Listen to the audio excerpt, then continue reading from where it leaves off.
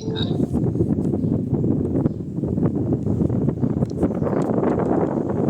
A las implicancias que tenía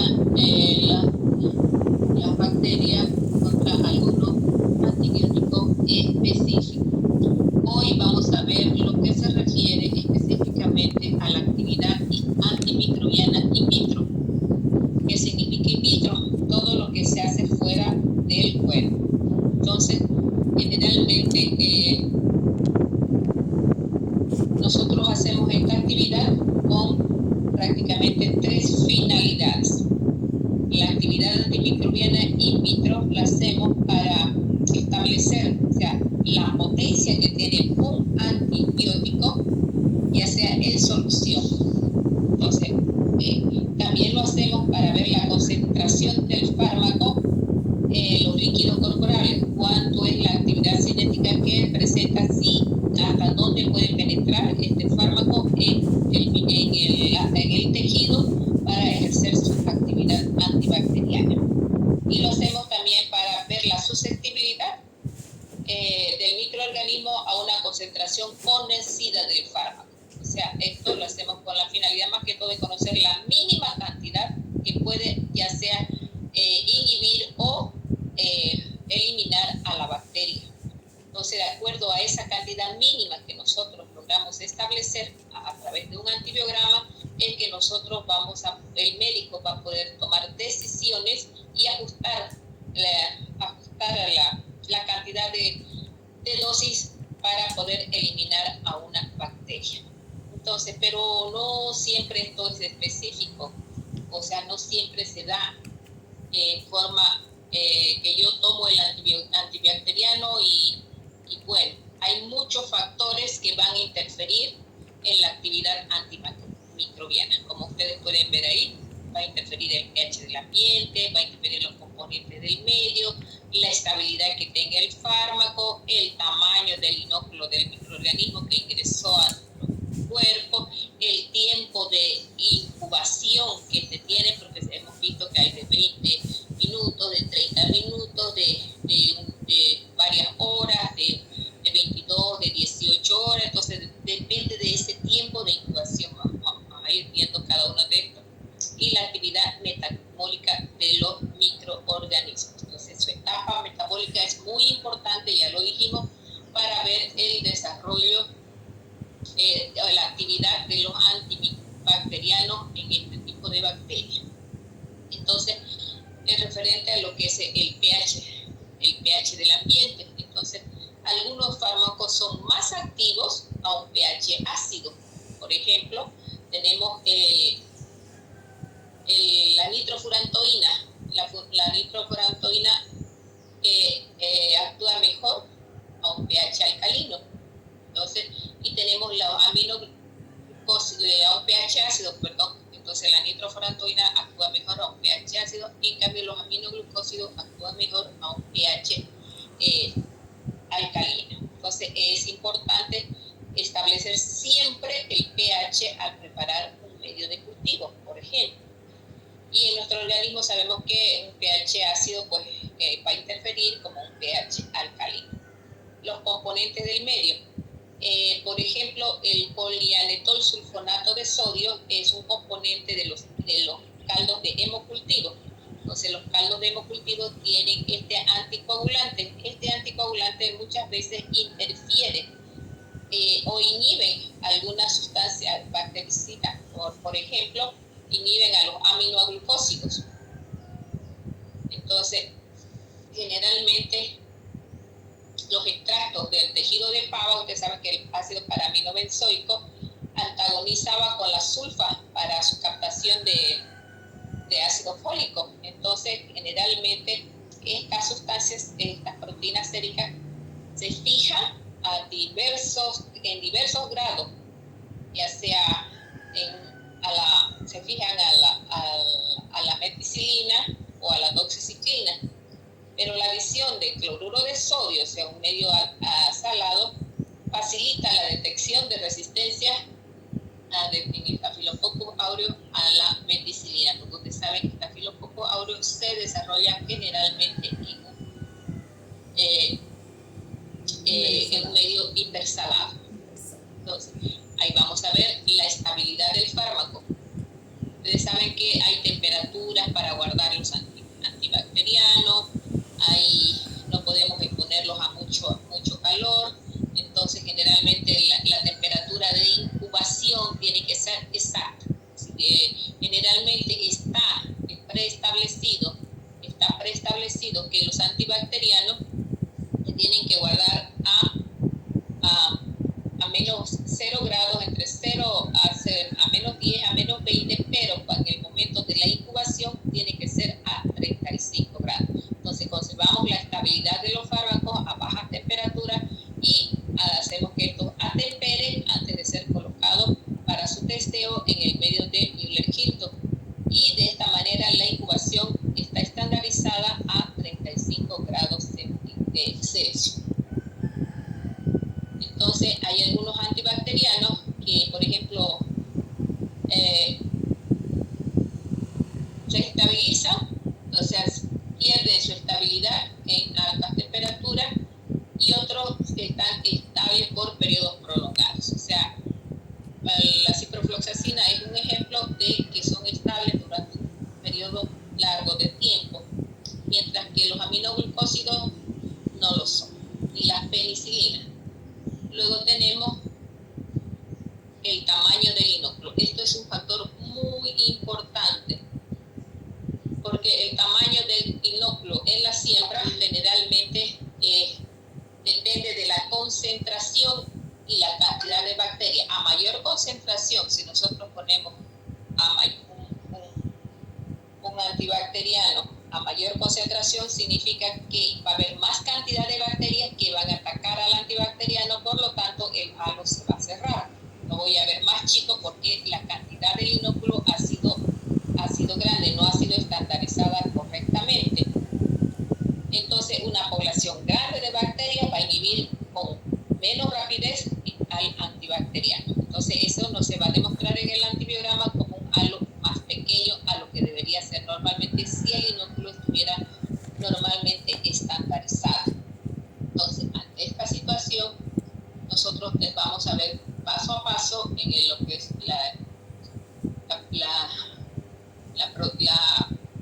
el manejo del antibiograma para poder establecer con exactitud que el que nosotros vamos a leer corresponde a una dilución correcta del inóculo y está correctamente estabilizado. Entonces, cuando el inóculo está muy débil, hay muy poca cantidad de bacterias porque no se ha estandarizado correctamente, pues esto se va a ver que los halos son demasiado grandes. Entonces hay halos demasiado grandes y puede dar lugar a mutaciones. Entonces, porque la bacteria tiene más probabilidades de resistir cuando está en pequeñas cantidades, la cantidad del antibiótico, que cuando está en grandes concentraciones. Luego tenemos el tiempo de incubación. Hemos dicho, todos estos parámetros están estandarizados. Entonces, el tiempo de incubación, según la CLSI, que es la que rige más o menos norma hacer un antibiograma, generalmente dice que el tiempo de incubación es de 18 horas. Entonces, mientras más se pueda incubar, mayor es la probabilidad de que surjan ya mutantes de resistencia al estar mucho tiempo en contacto con el antibiótico. Entonces, generalmente, ni bien empiezan a multiplicarse las bacterias, el fármaco se va degradando. Y la actividad metabólica, sabemos que dijimos que tenían que estar en una meseta de crecimiento exponencial con todas sus actividades, prácticamente la bacteria, para que puedan darse los cambios, puedan darse el metabolismo correcto, pueda darse la expresión y pueda actuar el antibiótico en un microorganismo que está en desarrollo constante. Entonces, generalmente es aquí donde el antibiótico ejerce su acción, porque no es lo mismo que la bacteria esté en reposo, donde no habría una actividad metabólica para que el antibiótico pueda Entonces, esto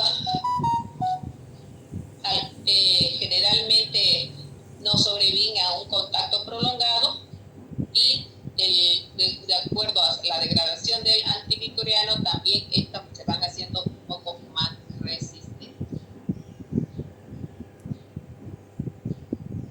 Como ustedes ven, son parámetros que son fundamentales que debemos conocer para poder tener en cuenta en el momento que a ustedes les toque realizar un antibiograma. Bien, ¿cómo vamos a hacer la medición de la actividad? La medición de la actividad antimicrobiana se hace por dos métodos generalmente. Un método que se llama de dilución, que como ustedes lo pueden ver acá, se hace en tubos. Se van diluyendo paulatinamente cantidades menores hasta tener la menor cantidad de sustancia antibiótica en el tubo. Como ustedes ven acá, empieza con una división 1 en 8 y una concentración de 512 y termina en una concentración de 0,06 microgramos, que generalmente donde vamos a diluir a la bacteria. En una cantidad constante vamos a ir poniendo menos y menos cantidad de antibióticos. Se puede hacer en tubo y en placa, o sea, hoy se puede hacer en pocillos, así, en este tipo de pocillos, incubarlo, se hacen igual las microdiluciones por este método y ya, donde vamos a interpretarlo, donde no ha crecido la bacteria, se considera que es la cantidad mínima de antibióticos que inhibe el crecimiento. Entonces, en esta medición, generalmente en este método, se incorporan cantidades escalonadas del antibiótico a un medio bacteriológico líquido o ya sea sólido. Entonces, aquí podemos decir que el punto final es donde ya no hay presencia de turbidez en el tubo. Entonces, esa ausencia de turbidez prácticamente me indica a simple vista de que ya no hay crecimiento, pero eso yo no lo sé.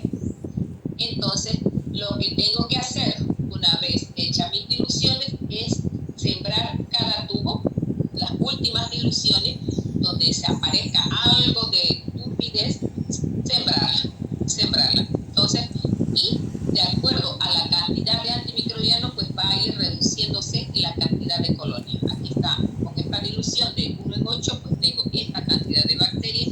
Con esta dilución de 1 en 16 va disminuyendo, con la 1 en 32 va disminuyendo, en la 64 va disminuyendo, en la 1 en 128 va disminuyendo y ya no hay nada en la concentración de 256, lo que significa que la cantidad mínima que yo he detectado ha sido aquí.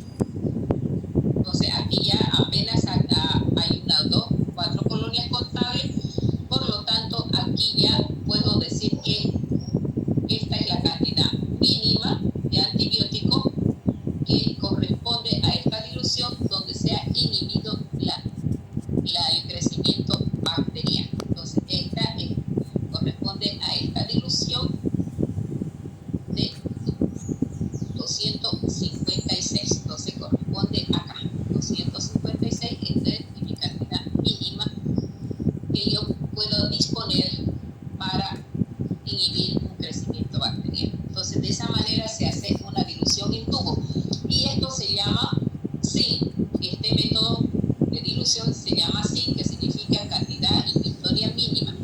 Entonces por SIN, y en inglés ustedes lo van a ver muchas veces por MIC, o sea, lo invierten MIC o SIN, para nosotros es sinónimo, es lo mismo, solo que uno es en inglés y el otro en español. Entonces de esa manera nosotros hemos logrado detectar, y ustedes van a ver si alguna vez cogen la literatura, de que hay bacterias de que prácticamente no se las puede hacer por el método de difusión. La concentración interior mínima siempre tiene que ser por en tubo, o sea, por dilución. Entonces, esta concentración por dilución generalmente es la que se aplica para la vancomicina, como lo vamos a ver más adelante. Entonces, y todo esto generalmente lo ha estandarizado la CLCI. La CLCI, que significa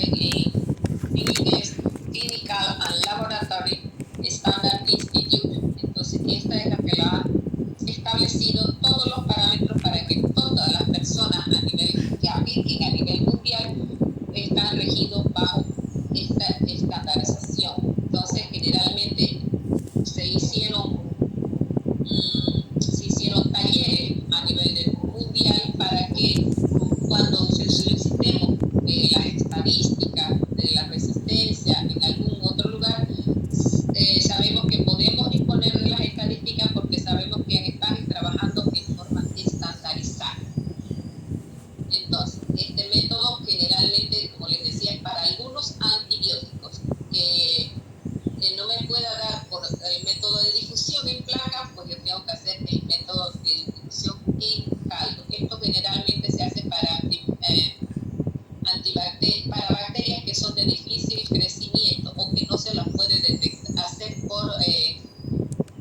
por un método de difusión. Los anaerobios, todos los anaerobios y los hongos generalmente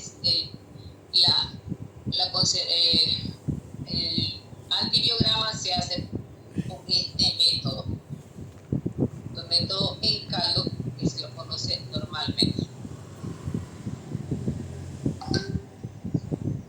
Entonces, esto se hace eventualmente, algunos laboratorios lo aplican y enlazan con Cenetrol, como son laboratorios de referencia, hacen este tipo de métodos muchas veces cuando hay mucha resistencia. Y en las tablas las manejan las CLCI, y en las tablas está si el método que se ha empleado es por dilución, están las concentraciones, o si el método empleado es por difusión, están también las concentraciones.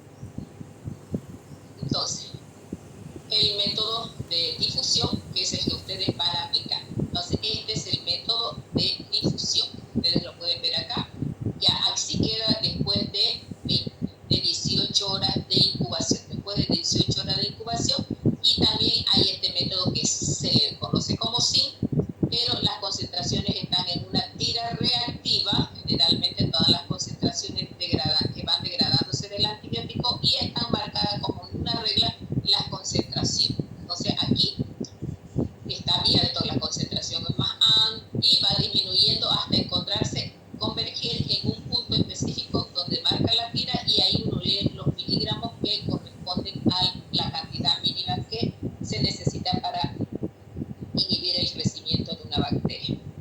Entonces, ¿cómo se hace? A partir, entonces, para esto se utilizan discos que están impregnados con cantidad específica conocida de un antibiótico.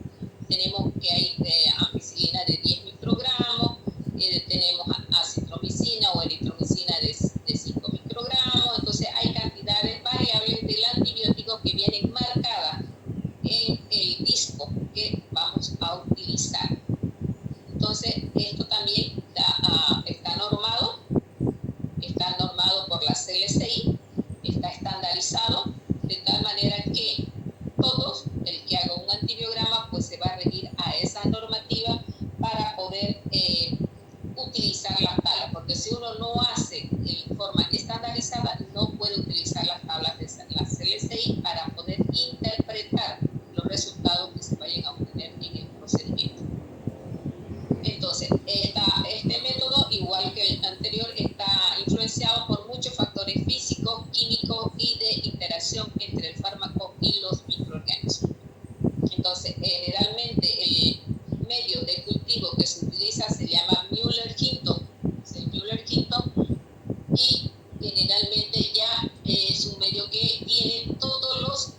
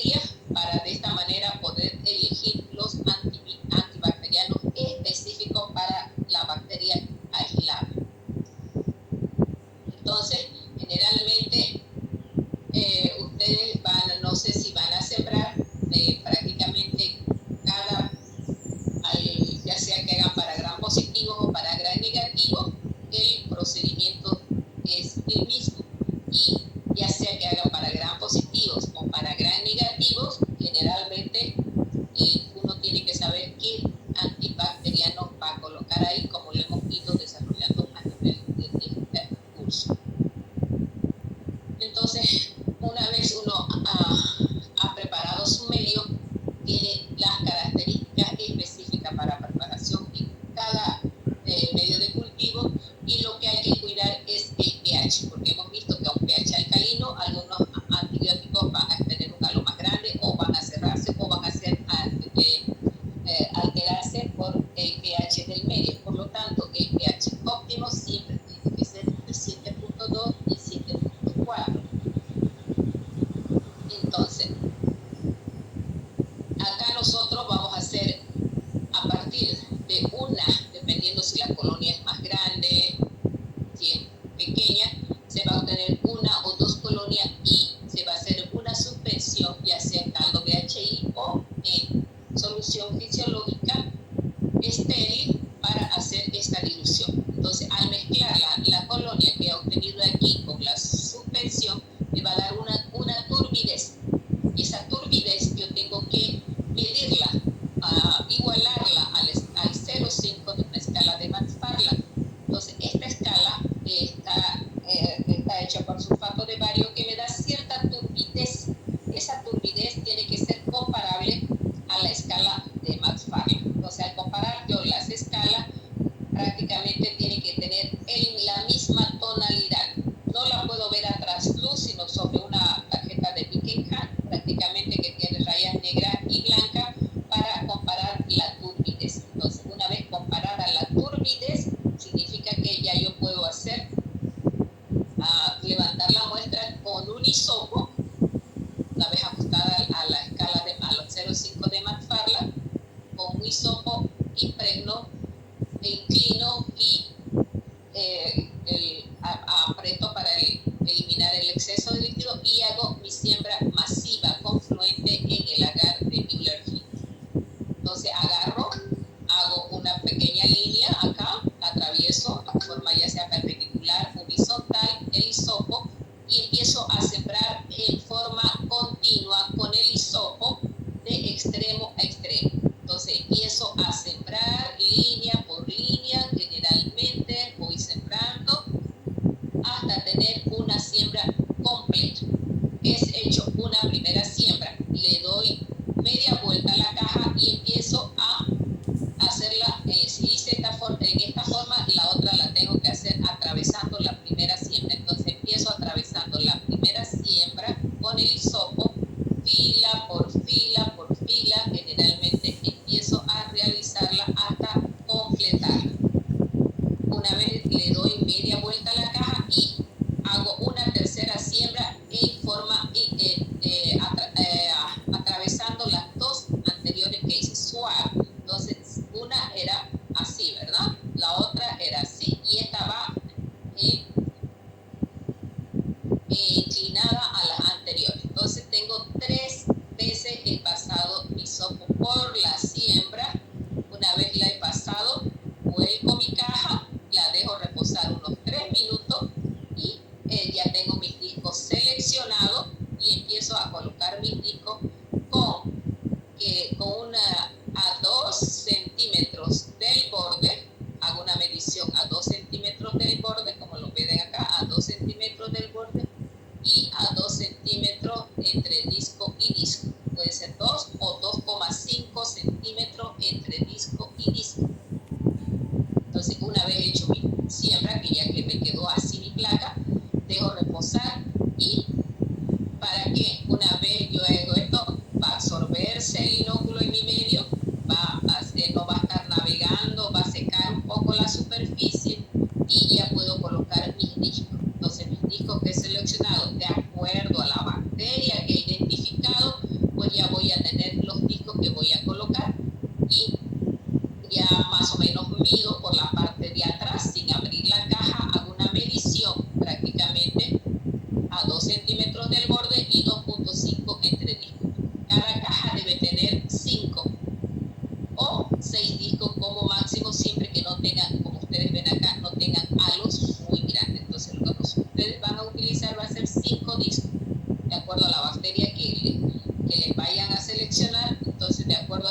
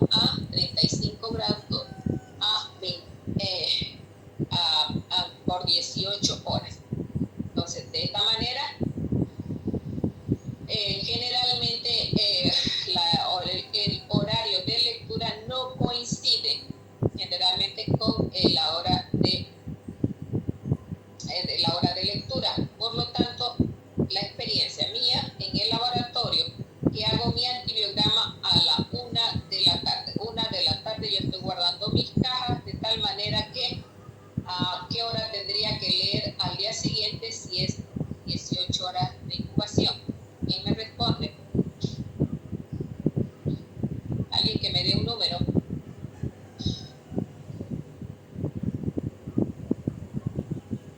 Okay. ¿A las 7 de la mañana, doctora? A las 7 de la mañana, muy bien. Entonces yo tendría que estar leyendo a las 7 de la mañana y así sucede porque yo a las 7 ya estoy en el laboratorio y ya estoy leyendo mi antibiograma. Pero ustedes va a ser un poco diferente, ustedes tendrían que hacerlo a la 1 y leer lo que el primer grupo tendría que leerlo a las 7, ¿verdad? O hacerlo, el otro grupo tendría que leerlo a las 8 o el otro grupo a las 10, entonces un poco se complica la situación cuando uno no está en el laboratorio para poder hacer la interpretación, o sea, la lectura y la interpretación. Por lo tanto, ustedes van a calcular, sí, sus 18 horas. Por ejemplo, el primer grupo, ¿a qué hora pasa clase? 7 de la mañana, doctora. 7 de la mañana. Si bien lo hacen, van a estar, ¿hasta qué hora es?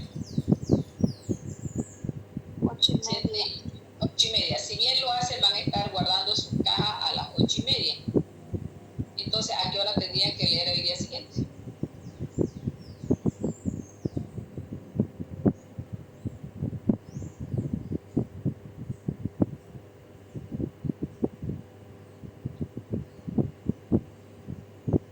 A las 2 de la tarde. A las 2 de la tarde.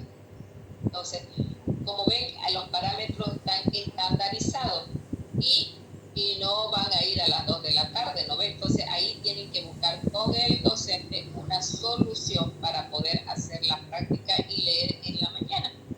No sé cómo le van a hacer, porque de esto depende mucho el tiempo para poder yo interpretar con la SLC. Entonces, no puedo yo leer a las 7 otra vez, ahí llegar y leer mi placa a las 7 porque no ha cumplido el tiempo estandarizado para hacer yo mi lectura.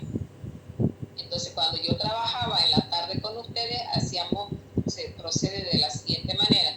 Nosotros incubamos, por decirle, algún grupo incubaba a las 3 de la tarde. ¿A qué hora tenían que leer al día siguiente?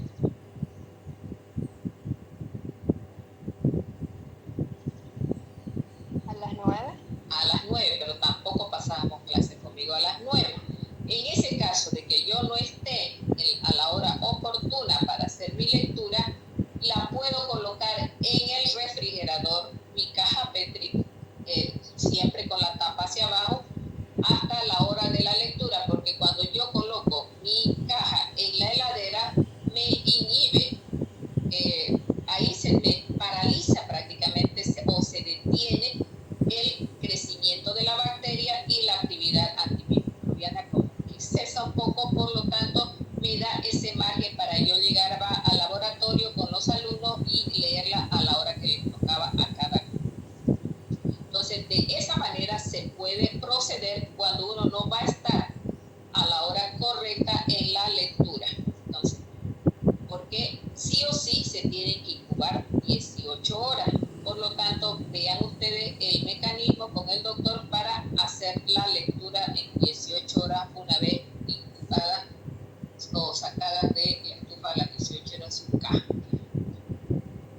Entonces, como les indicaba acá, se puede hacer, este es el método de difusión en disco o en placa que ustedes llaman, y este es una zinc no con disco, pero son con tiras reactivas para cada antibiótico para ver la concentración mínima inhibitoria de acuerdo a la indicación de la tira que indica las concentraciones en forma degradante.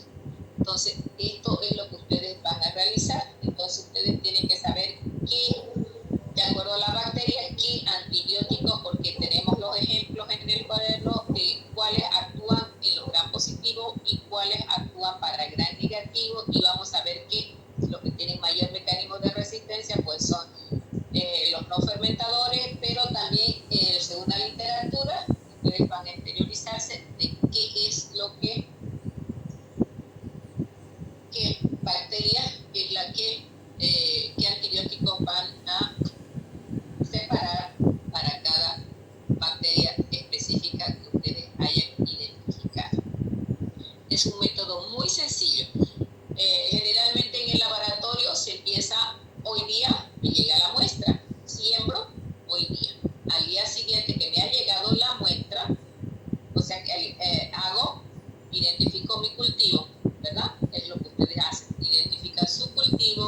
hace lectura de sus colonias y hace, de acuerdo a la bacteria que ha crecido, hace sus pruebas bioquímicas porque previo a una atención grave.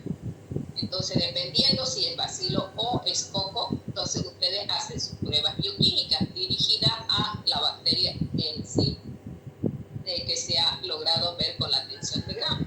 Una vez hechas las pruebas bioquímicas, nosotros al día siguiente sabemos de qué bacteria se trata por las pruebas bioquímicas que se han aplicado. Una vez aplicadas las pruebas bioquímicas y sabiendo el género y la especie de la bacteria, pues ya selecciono mis discos para hacer mi antibiograma. Entonces selecciono mis discos y hago mi antibiograma. Por eso es que dura 3 días los estudios, entre 3 días a 5 días o 6 días muchas veces, dependiendo las pruebas que yo pueda aplicar. Por lo tanto, el primer día que no se cuenta se siembra, al segundo día se hace su prueba bioquímica, al tercer día se hace el antibiograma y en el cuarto día se interpreta. Muchas veces, si uno sabe qué bacteria se trata, pues lo puede hacer su antibiograma en el segundo día y leerla junto con las pruebas bioquímicas al mismo tiempo, pero eso ya se da con la experiencia. Mientras uno no tenga experiencia, no puede actuar de otra manera. Entonces, una vez identificada la bacteria, colocados los discos, se hace la medición. Generalmente la medición se hace con una regla milimetrada, midiendo el halo desde donde está de borde a borde, pasando la regla por encima del disco. Por el medio del disco se hace la lectura. Generalmente no, a veces no son muy simétricos los halos, dan un poco, si no he hecho una buena siembra, pues va a no haber un halo bien definido. Por lo tanto, mido acá una medida y mido del otro lado otra medida y puedo entre los dos muchas veces sacar una media. Entonces, esto se expresa en milímetros porque en la tabla yo la voy a ubicar en milímetros. Entonces, de esa manera ya yo puedo saber cuáles son los antibióticos y también voy a poder observar los diferentes mecanismos de resistencia que me esté exhibiendo la bacteria, porque hay antibióticos que me hacen que se expresen las beta-lactamasas, porque no sabía yo que esa bacteria expresaba beta-lactamasas que podría producir. Entonces hago que se exprese colocando antibióticos que tengan un inhibidor de beta-lactamasa y un antibacteriano que haga que se expresen. Generalmente lo que se hace es que se expresen las beta-lactamasas son las cefalosporinas y los carbapenemas. Así que estas bacterias puedan expresarse, son mejores inductores, podemos llamarlo de esa manera. Bien. Entonces, estos antibacterianos que yo he logrado identificar generalmente, puede que aquí, en esto, puede que aquí yo lo vea que tiene sensibilidad, esto se llama in vitro, la actividad in vitro es excelente, pero yo tengo que saber si esa actividad in vitro que se encuentra acá también se cumple en el organismo. Entonces, ustedes van a ver mucha literatura, en algún momento se van a encontrar que dice es sensible por difusión, pero es resistente in vivo. Entonces, no siempre se da que puedo ver yo unos halos bien grandes de un antimicrobiano hacia una bacteria específica, pero in vivo no funciona, no tiene ninguna actividad. Entonces, todos estos mecanismos tienen que ser tomados en cuenta al momento de el médico saber que tiene una actividad in vitro de sensible, pero tiene que saber, igual que ustedes, que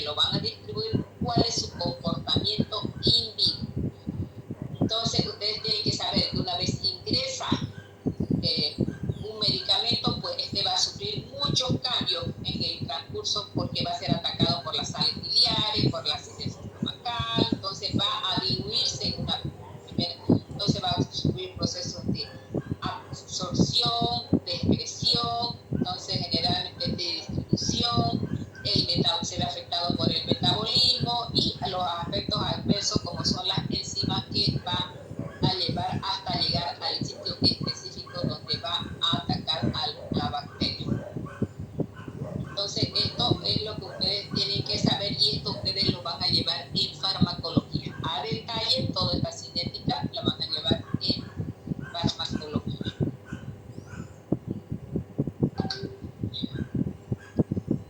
Bien, ahora vamos a ver la relación ya que tiene el fármaco patógeno con el patógeno con el microorganismo. Entonces, ahí vamos a ver cuáles son los factores que intervienen prácticamente en esta relación.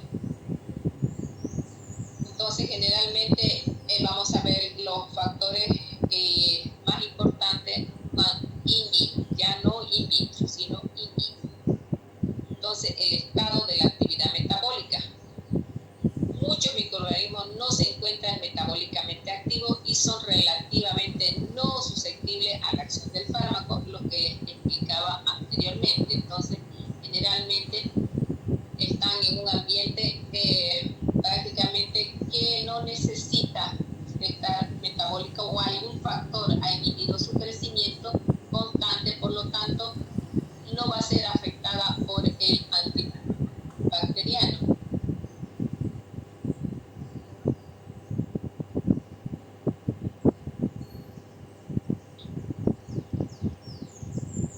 La distribución, entonces, la distribución no es uniforme en el tejido. Generalmente va a haber muchas alteraciones y la concentración, por decirlo, un antibacteriano va a llegar en muy poca concentración ya a las vías urinarias, va a pasar mayor concentración en sangre, puede ser absorbido por el pus, los tejidos necrosados. Entonces, esta distribución generalmente se ve alterada, muy alterada, por lo tanto, si hay un acceso muy purulento, la cantidad que va a ingresar de antibacteriano va a ser muy escasa. Por lo tanto, generalmente la distribución es tan pobre que se necesita una mayor concentración de antibacteriano, el uso de una mayor concentración, acortar los tiempos para que la bacteria esté expuesta a mayor cantidad de fármaco y generalmente valorar cuáles antibacterianos van a llegar a los tejidos, van a llegar a los líquidos, cuál es la densidad de los líquidos. Entonces, todo esto tiene que ser por el infectólogo generalmente analizado, porque ustedes deben saber que no todos los medicamentos pueden llegar al sistema nervioso central. Entonces, generalmente, algunas bacterias por el tamaño de la molécula, no puede atravesar la barrera hematoencefálica, pues no pueden atravesar. Entonces, de esta manera, si hay una meningitis purulenta, pues vamos a saber que el pus va a absorber al fármaco y de esta manera va a impedir el contacto con la bacteria. La ubicación, o sea, la localización de los microorganismos, por eso les decía, es importante dónde esté ubicado. Entonces, con frecuencia se localizan dentro de las células de los tejidos. Los fármacos penetran a las células de los tejidos en diferentes concentraciones. Entonces, por ejemplo, la gentamicina no ingresa dentro de las células del hospedador. Entonces, generalmente para estos tipos de accesos no puedo utilizar yo aminoglucósido, porque no va a estar ni siquiera en contacto con la bacteria, debido a que no pueden atravesar a los tejidos. La concentración es muy importante. La concentración, por ejemplo, la tetraciclina alcanza la misma concentración dentro de los monocitos, dentro y afuera. Entonces, depende mucho saber qué tipo de antibacteriano puede atravesar el tejido y qué tipo de antibacterianos son hidrolizados o alterados en los tejidos. Entonces, hay muchas sustancias que interfieren, por ejemplo, estas que interfieren en el ambiente bioquímico de los microorganismos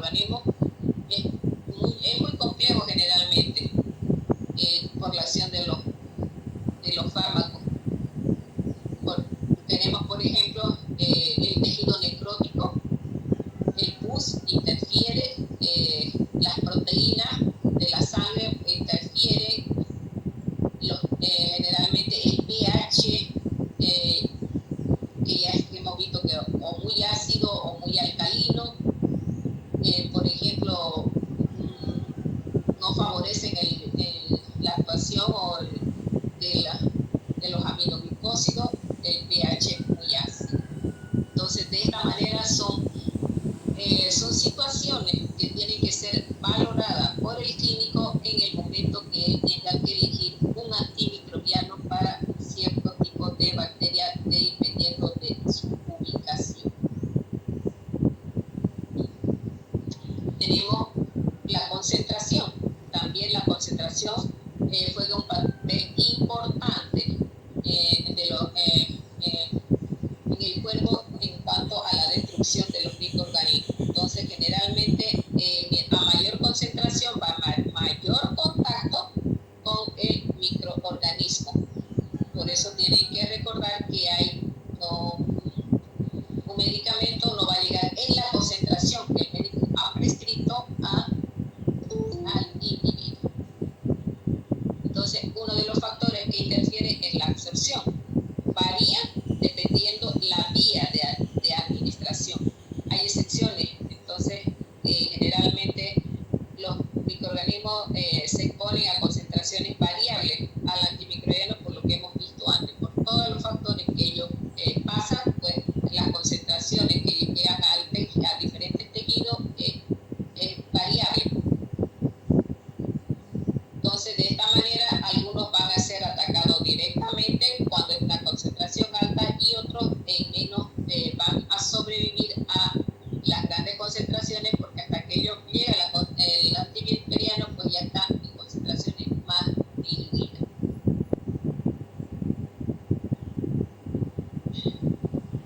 Porque estos fármacos generalmente, algunos llegan en buenas condiciones. Hay antibacterianos, por ejemplo, que llegan a las vías urinarias en altísimas concentraciones.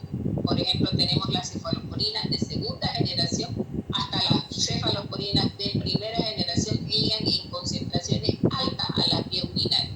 Por lo tanto, las cefalosporinas de primera generación generalmente son las más utilizadas en el tratamiento de las vías urinarias, porque la concentración es mayor a ese nivel que cualquier otro antibacteriano. Entonces hay que tener mucho en cuenta la absorción, la distribución.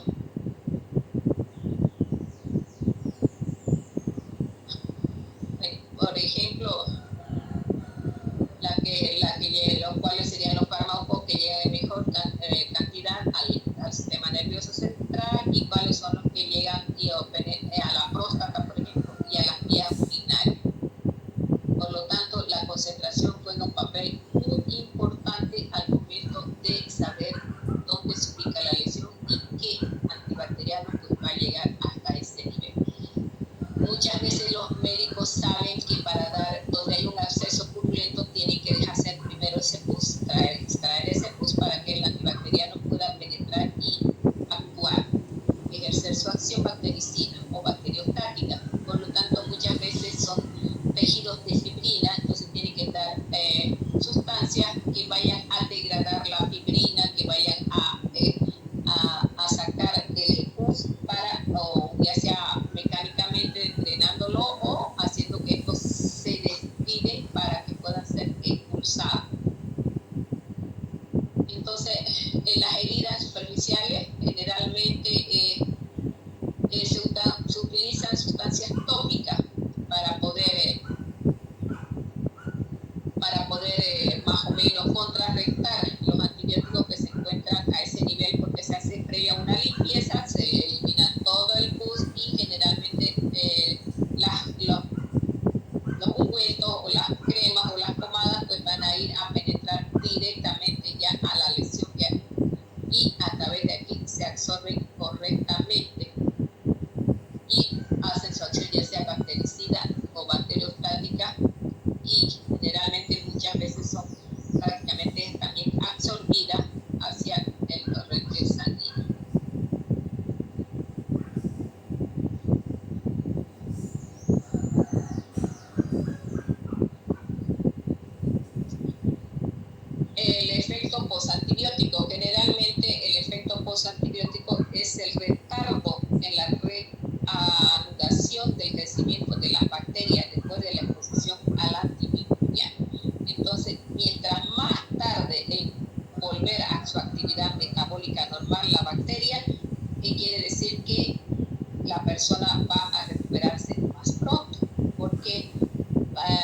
la bacteria van a ir eliminando, y al estar eliminando pues, las bacterias que son resistentes, pues tardan un poco más en reanudar otra vez su síntesis metabólica.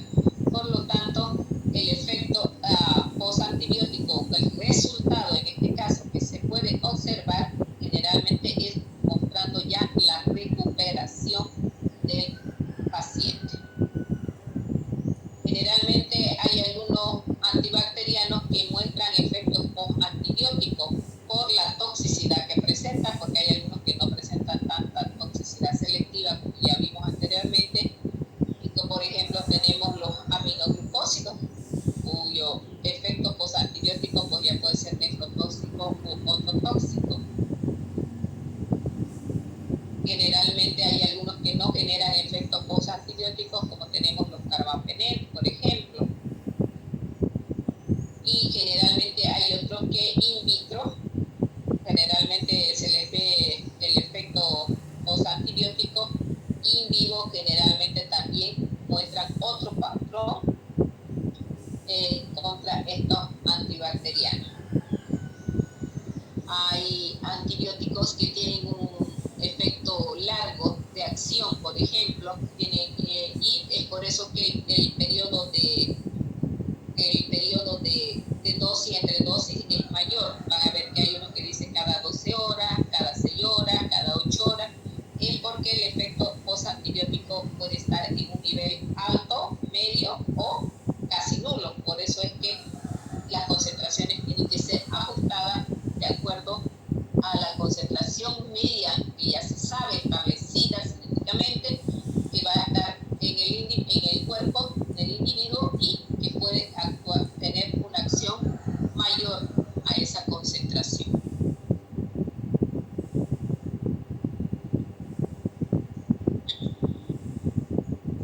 Entonces, hemos dicho que un antibacteriano tiene que ser selectivo. Entonces, estas concentraciones o esta relación que hay esta interrelación que hay entre el hospedero y el patógeno, o sea, la bacteria, muchas veces se ve modificada o alterada. Por ejemplo, cuando se suprime la multiplicación del microorganismo, pero no se elimina del cuerpo, el proceso puede transformarse en crónico, ya sea por la pérdida de la pared o porque no se la puede expulsar completamente. O sea, la actividad antibacteriana no es tan eficaz, no es tan específica, que puede todavía mantenerse por muy largo periodo, lo que es ahí donde se dan los procesos que se conocen como crónicos. Por ejemplo, en el SIDA es un proceso crónico, ¿verdad? En el SIDA hay antivirales que se dan de por vida al paciente. Entonces, de esta manera digamos, evitan la multiplicación más activa del virus, pero no se lo va a poder eliminar. Entonces, ¿y por qué? Porque han perdido, más que todo, han perdido la actividad antibacteriana específica que tiene el cuerpo por el mismo proceso viral. Entonces, estos individuos que están inmunosuprimidos ya van a ir desarrollando lo que se conoce como SIDA y van a hacer infecciones crónicas que van a ir deteriorando ya la respuesta a los antibióticos. Entonces, estos pacientes que tienen estas enfermedades crónicas van a tomar los antibióticos muchas veces, como decimos, de por vida, para evitar la multiplicación excesiva del antibacteriano, de la bacteria o del virus que ellos puedan tener. Entonces, muchas veces, como les decía, puede alterarse o modificarse la respuesta inmunológica que tenemos nosotros generalmente al administrar un antimicrobiano. Va a modificar la respuesta inmunitaria del huésped y, por ejemplo, como se ve en la fiebre reumática. La fiebre reumática se da por infecciones recurrentes de la bacteria,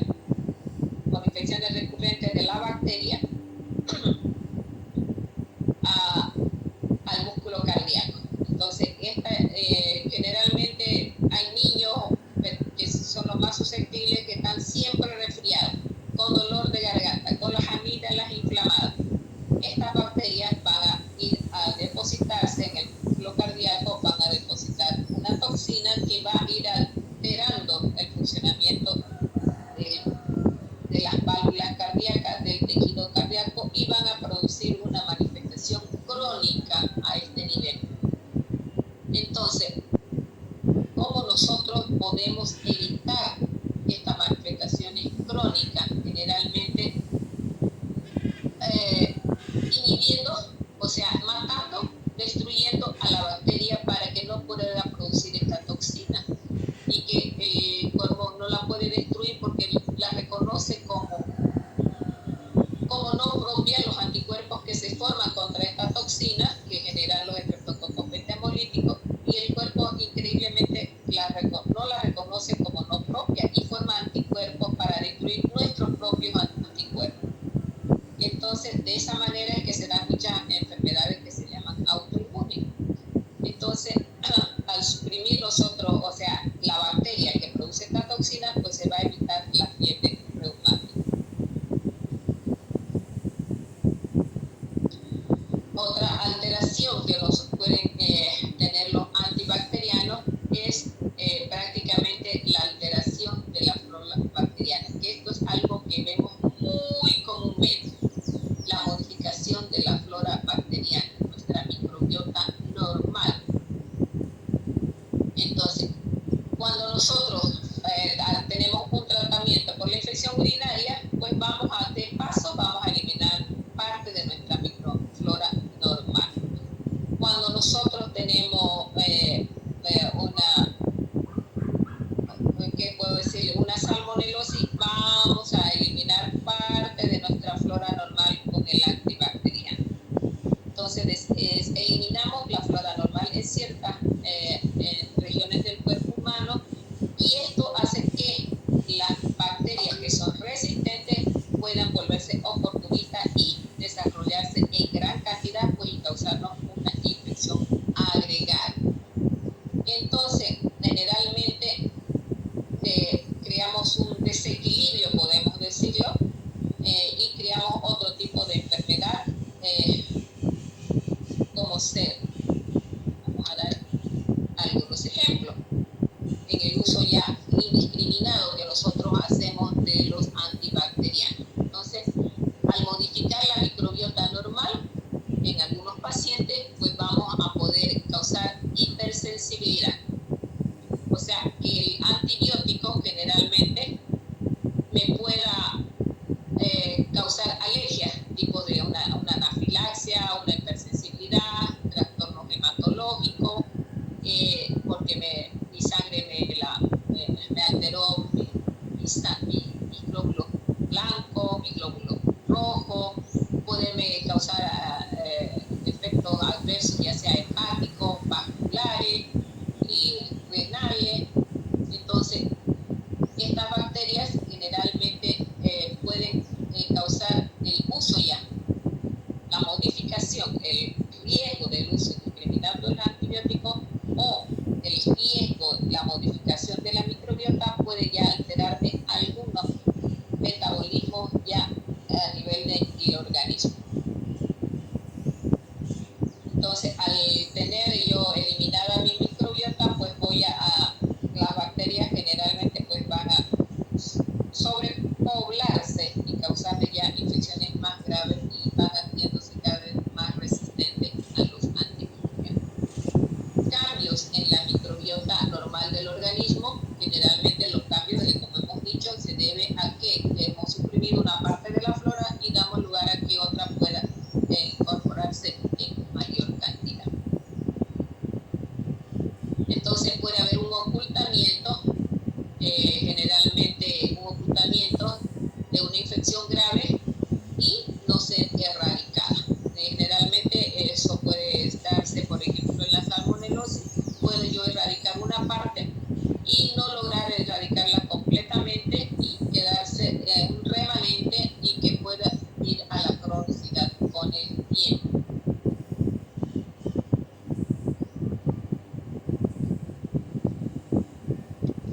Puede haber una una toxicidad directa del medicamento, causándome unas intoxicaciones, ya sea tipo alérgica o sea por concentraciones mayores, una toxicidad ya más agregada prácticamente, o bien puede desarrollar ya farmacoresistencia ya en poblaciones microbianas. El uso indiscriminado de antibióticos siempre, tenganlo presente, va a dar lugar a la aparición de poblaciones ya resistentes a los diferentes antibacterianos. Y deben recordar que esta captación del desarrollo de la resistencia pues va a traer como consecuencia ya la mutación genética y la información cromosómica o plasmídica a otro grupo de bacterias. Entonces se pueden dar mucho este tipo de situaciones cuando hacemos el uso indiscriminado de los antibacterianos. Podemos hacer uso de antibióticos utilizando fármacos en combinación, y eso se utiliza mucho para evitar lo anteriormente visto, pues podemos hacer ya el uso combinado de los antibióticos. Entonces generalmente el médico de inicio le llega a un paciente metabólicamente inestable, con alteraciones, y de acuerdo a la clínica pues puede sospechar que esté produciéndose una septicemia, ya sea por gram negativo o ya sea por gram positivo. Entonces, y el paciente se encuentra inmunodeprimido. Eso lo sabemos porque al hacer un hemograma vamos a ver que hay un recuento disminuido de leucocitos o un recuento aumentado de leucocitos. Entonces, generalmente en pacientes inmunodeprimidos se ve esto, y en la meningitis bacteriana en niños, que llega con rigidez de cuello, generalmente con fiebre altísima. El médico ya sospecha que puede ser una meningitis, y ahí es que hace el uso ya combinado de antibacterianos, porque no sabe que si la meningitis que se está produciendo es por gram positivo o es por gram negativo. Por lo tanto, tiene que hacer ya una combinación específica de los antibacterianos.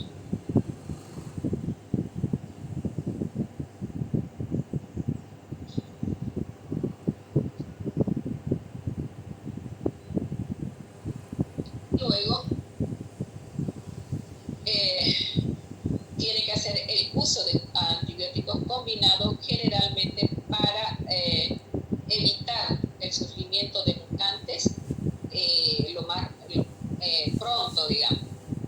Por ejemplo, si se sospecha de una tuberculosis activa, generalmente tiene que utilizar por lo menos la combinación de 2 o 3, a veces hasta 4 fármacos para evitar la aparición pronta de resistencia. Entonces siempre utiliza ya sea la rifampicina con la streptomicina o la INH, el tambutol o la piracinamida, para evitar la aparición muy pronta de resistencia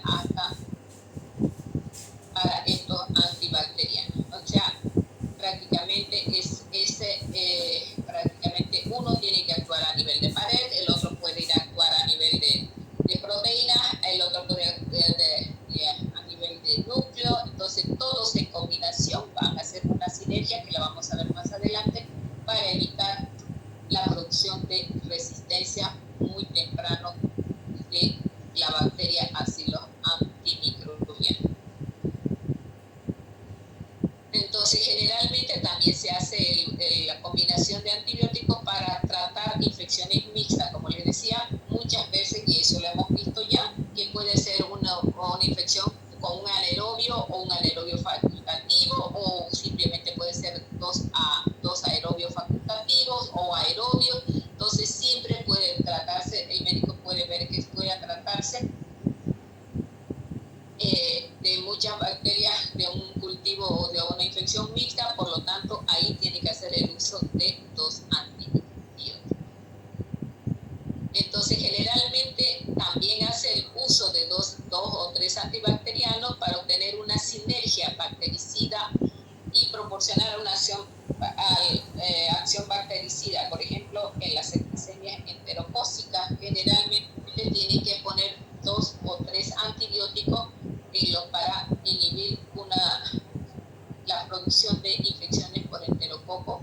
ya sea que sea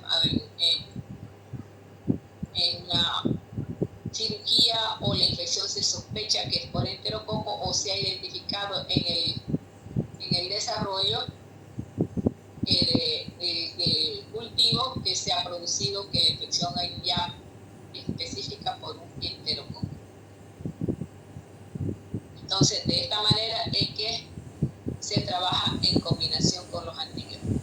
¿Y cuáles serían las desventajas, por ejemplo?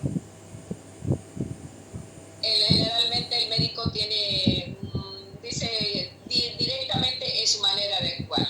Es un menor esfuerzo para establecer un diagnóstico específico y esto le da un sentimiento ya de seguridad, más que todo al médico. Entonces, esta cuestión ya es más que todo al médico que le da, al poner un antibiótico, generalmente dos antibióticos, generalmente ya creen que con eso ha solucionado todo, porque debería empezar siempre por establecer un diagnóstico a través de la caracterización de la bacteria específica a través de un cultivo. Pues generalmente el hospital no tiene laboratorio de bacterias o el paciente no tiene cómo cubrir ese estudio, por lo tanto actúan así, en ese sentido. O también es otra desventaja la aparición de una hipersensibilidad. Entonces, a veces el paciente no sabe a qué es alérgico. Siempre le pregunta a usted a qué es alérgico. Muchas veces el paciente conoce, otras veces no conoce. La peor manera de conocer si uno es hipersensible a un antibiótico, pues es probándolo, ¿verdad? Muchas veces esto ha llevado a la muerte por la persona no saber que tenía alergia a cierto antibacteriano. Indicarles que ustedes que van a trabajar en farmacia, que esto es una gran desventaja, no saber si el paciente es alérgico, para decir, colóqueme, doctorita, este inyectable, este antibiótico, tiene receta, que puede ser el respaldo de ustedes, pero ustedes tienen la obligación de hacerle una prueba de hipersensibilidad al paciente para ver si no es alérgico a dicho antibacteriano, porque él no sabe si le colocaron antes. Generalmente nadie retiene los nombres, ni ustedes lo retienen, ¿verdad? Entonces menos el paciente, por lo tanto, él no va a saber si es alérgico o no. Y esto quiero que lo tomen muy, pero muy en cuenta.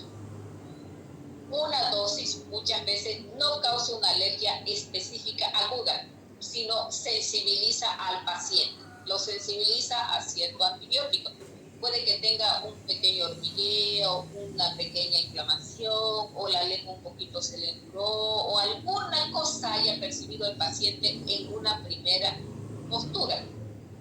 O sea, eso significa que ya ha sensibilizado al organismo. En una siguiente, si la persona era alérgico a ese antibacteriano, en una segunda exposición, esto es fulminante. O sea, un choque anafiláctico agudo y la persona puede fallecer si ustedes no actúan inmediatamente contrarrestando la acción del fármaco tóxico. Entonces, de esta manera ustedes tienen que actuar inmediatamente contrarrestando. Entonces, por eso es que se ha prohibido el uso de antibióticos en personas muchas veces ambulatorias, si es que no se sabe y si no se ha hecho previa prueba de sensibilidad hacia ciertos antibióticos.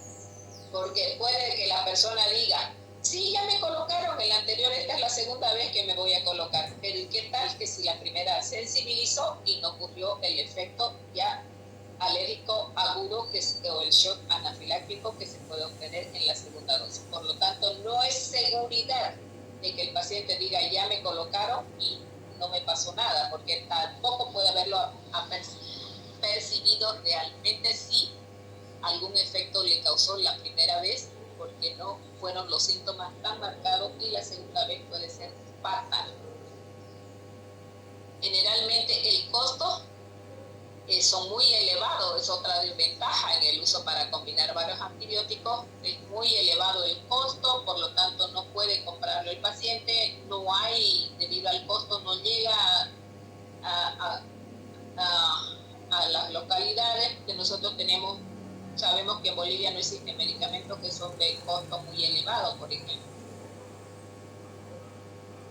Entonces, también saber que las combinaciones de los antibióticos casi nunca se logra más que con un solo fármaco, o sea, más que a veces la eficacia con 2 fármacos es dada solamente por uno solo, pero eso nosotros no lo sabemos generalmente, digamos, ¿no? Si estas combinaciones van a surtir realmente el efecto deseado o generalmente es uno el que causa generalmente. En raras ocasiones dice que un fármaco antagonista al segundo medicamento que se administra de modo simultáneo.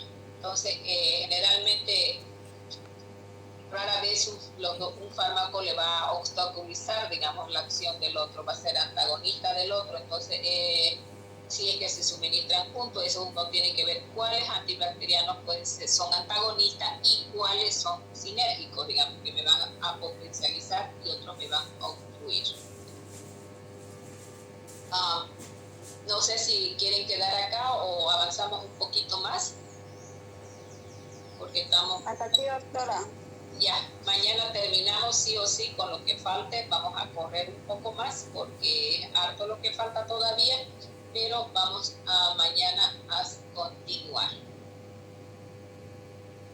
Entonces nos vamos a quedar en los antimicrobianos, seguimos con los que son empleados en combinación y vamos a ver cuáles son sus mecanismos de acción generalmente que estos puedan ejercer dentro de nuestro organismo para eliminar un microorganismo. Vamos a ver cómo se hace una profilaxis, una quimioprofilaxis antibacteriana generalmente. Vamos a ver cómo es que se da, cuál es la actuación de los antisépticos que generalmente nosotros conocemos y que hacemos mucho uso de los antisépticos y generalmente son muy beneficiosos en una primera instancia.